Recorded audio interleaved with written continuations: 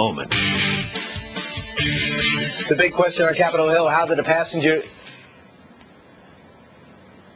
The big question on Capitol Hill, how did a passenger with drug-resistant TB catch fights all over the world when the government knew he was contagious? Congressman Bennie Thompson concerned about this. He's the chairman of the Homeland Security Committee. He's set to hold a hearing on Capitol Hill next week to examine this very issue, and I'm glad he's doing it. Thank you, Congressman.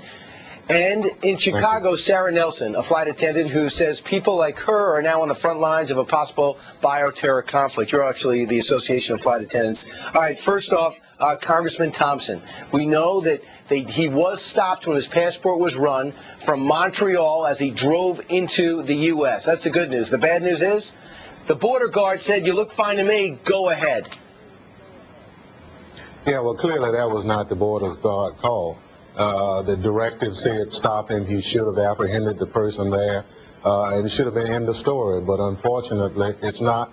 Our system failed. Our committee will look at it, and we will get absolutely all of the issues on the table so this does not happen again. So, Congressman, I brought you to something happened once he got in a car. He landed in Montreal, drove to New York.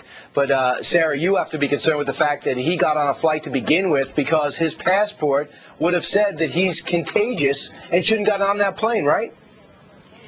Yes, that's our concern. Our first concern is to keep these people off our airplanes. We have to rely on public officials to do their jobs to do that.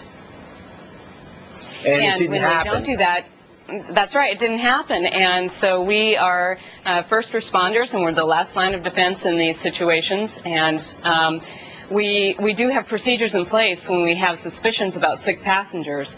But we really have to rely on those public officials to be doing their jobs to keep them off the airplanes. Once they're on the airplanes, there's very little we can do. We exercise universal health precautions set forth by the CDC. But the FAA has taken a very hands-off approach to dealing with health and sanitation standards on board our aircraft. Everyone has the right to come to a safe workplace, and the passengers are certainly affected by our workplace. Right. If you're sitting there, you want to know the other guy next to you is not dying of a deadly disease. Congressman, what's going to be your focus in the hearings next week? Who's going to be before your committee? Well, we're going to have our Secretary of Homeland Security, CDC officials, as well as some airline officials who will tell us exactly what they do. I don't think there's any question. There was some operation and performance failures. We want to look at that. It should not have happened. CDC should have talked to DHS in a timely, real-time situation.